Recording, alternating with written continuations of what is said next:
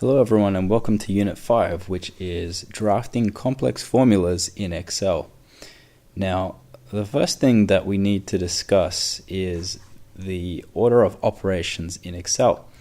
Now, this might seem like basic math, but it's really important that we understand how this works if we're going to do any more complicated formulas.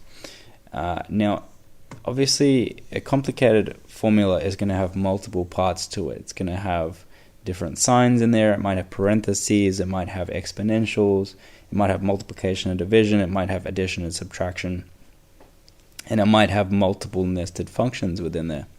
So in order to understand how Excel is reading it, we must understand how the order of operations works, because this is how Excel reads a formula. Now, you'll remember from high school math PEMDAS, which is short for parentheses, exponents, multiplication, division, addition, subtraction. And this is basically the order that Excel and people in general read mathematics from left to right and what they're prioritizing in there. So let's go through some examples. So the first thing that we should always prioritize and look at first in a formula is parentheses. For example, if we start off with a formula that says 3 times bracket 5 plus 2, we should always look within that parentheses and solve that equation first. So 5 plus 2 equals 7, and that equals to 21. Now, if this rule didn't apply, if this order wasn't there, someone might actually go 3 times 5 plus 2, so they might go 15 plus 2 equals 17. Well, that's the wrong answer, okay? So it's parentheses first, and that gets you the correct answer. Now, the next order of operations, i.e. the next priority, is exponentials. Okay, so you should always focus on exponentials second. So here we have a formula where it's going 1 plus 3 to the power of 2. Now we focus on that, we solve that equation there as a second priority. Of course, if there was parentheses in this equation, we'd focus on that first, but there isn't, so this is the first priority. So we solve that one, that's 9, so it's 1 plus 9 equals 10. Let me just zoom in over here for you.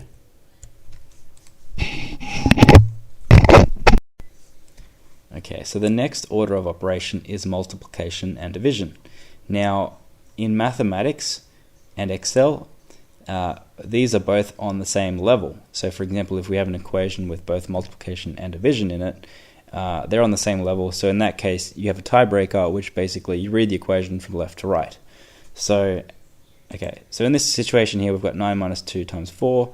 So we go straight to the multiplication because there's no parentheses, there's no exponentials, so the next highest priority is solving the multiplication. So we're going to go 2 times 4 is 8, so it's 9 minus 8 equals 1. That's the answer to that. Same with division. So we could go 8 divided by 2 times 6. So here we've got a situation where there's both a division and a multiplication in here. So in this tiebreaker, we want to go left to right. So we want to go 8 divided by 2, so it's 4 times 6 equals 24. Now finally, the last priority of order operations is addition and subtraction. So similar to these, addition and subtraction are on the same priority level. So in a situation where you have both in the equation, you just read it left to right again. So it's, in this case, we go 7 minus 6 plus 3, so we do that first, so it's 1 plus 3 equals 4. That's how that works. Okay, so let's do a more advanced formula over here, where we've got multiple different things in here. So we've got addition, parentheses, and we've got a parentheses, exponential, multiplication, and subtraction within a parentheses. Okay, so our first order priority is addressing the parentheses.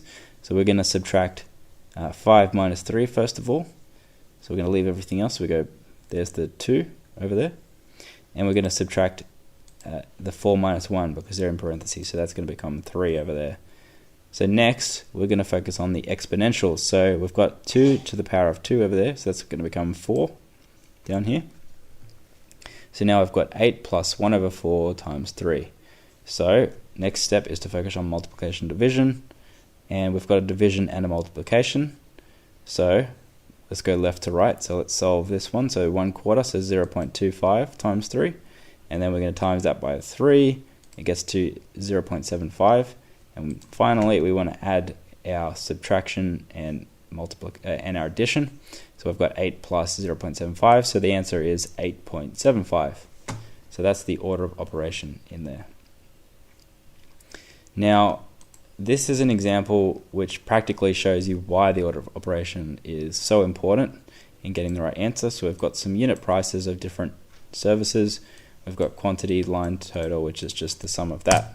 Now we want to figure out how to calculate GST of 10% on top of all of these, so we can issue our final invoice, which is the sum of that times 10%.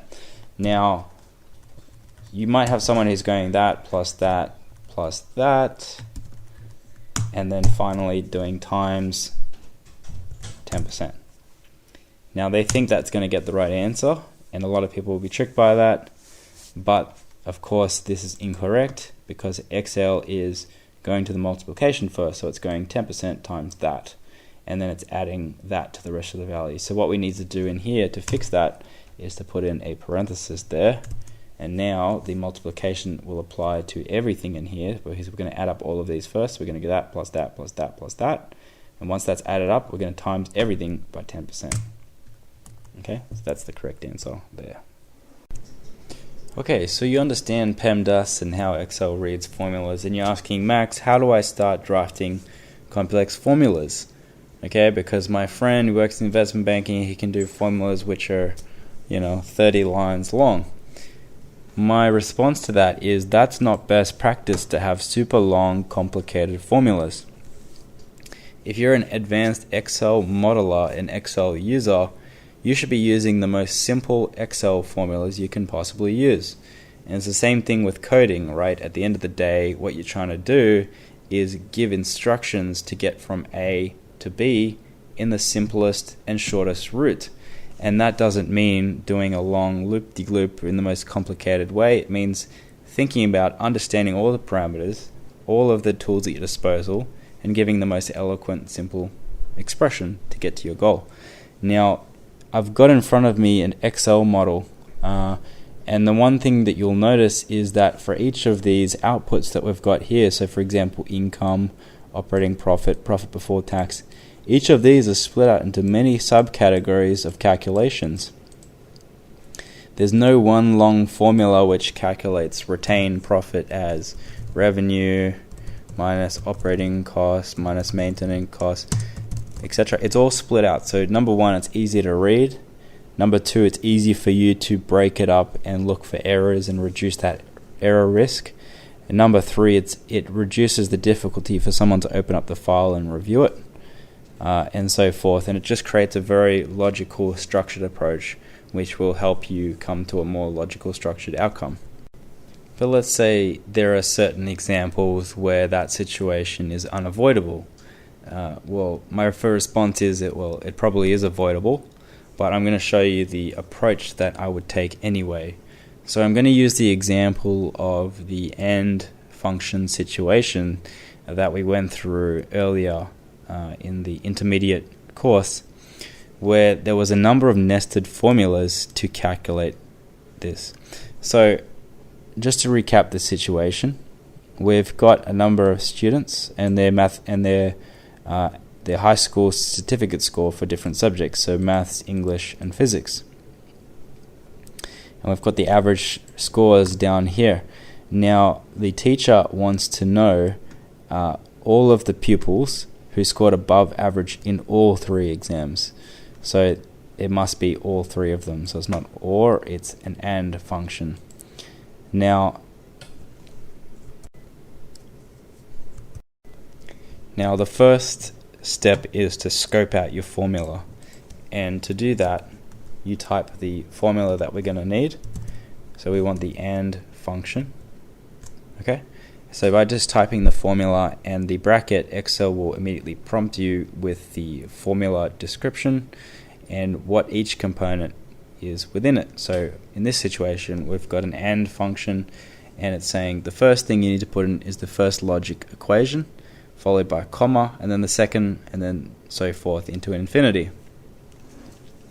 Okay, so the process I'm going to do is, the first I'm going to break it up into two different formulas. So first of all, we've got our AND formula, and then we're going to have an IF formula as well.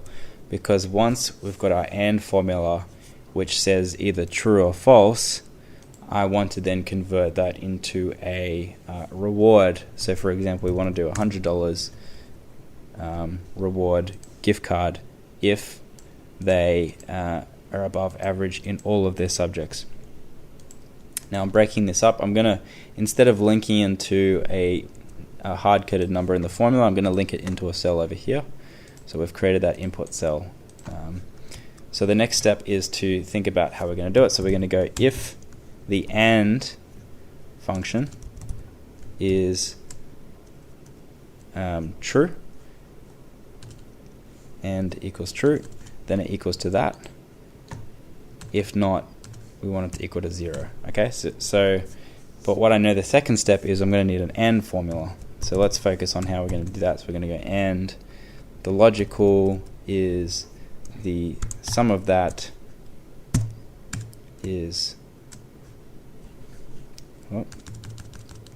that this score is greater than that average. So that's the first logical one.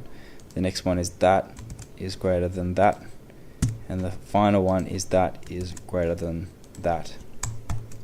Okay, so there's our AND function. And it's coming out as true because all three of those scores are above the averages.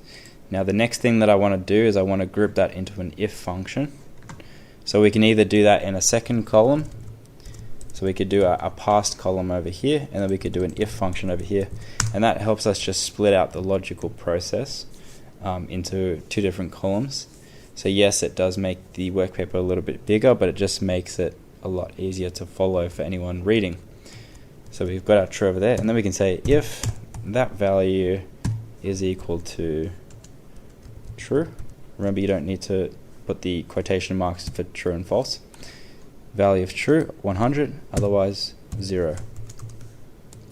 Okay, and then now we can just drag and drop those down. Now the alternative is if we actually nested those formulas together. Oops, sorry, I forgot to lock these.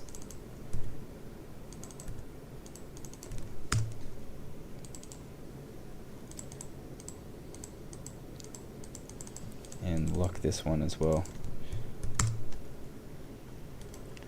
Now if we had decided to nest them and not link into an average cell over here, the formula, look how long that would be. And that doesn't even have the if function in there yet. If we had nested the if function on top of that, it's going to be super long.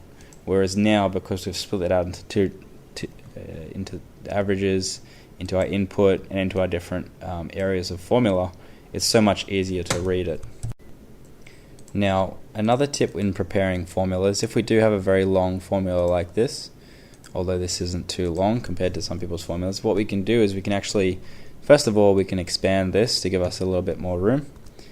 But we can also add in spaces like so, and it'll actually split up the formula for us like so. And it's actually a really good way of just breaking up the formula so it's easier to read. Now spaces aren't going to impact it because Excel basically ignores all of the spaces provided they're within parentheses. So it's not even a big deal. And you'll notice that as I go back to this formula, the spaces are still there. So I can break this up like so, go back to it, and the spaces are still there, and the Excel formula still works. So the next advice I have for reviewing a formula is actually just copying it into Excel. So especially if it's a long formula with a nested function in there. So if that is true, then that 0.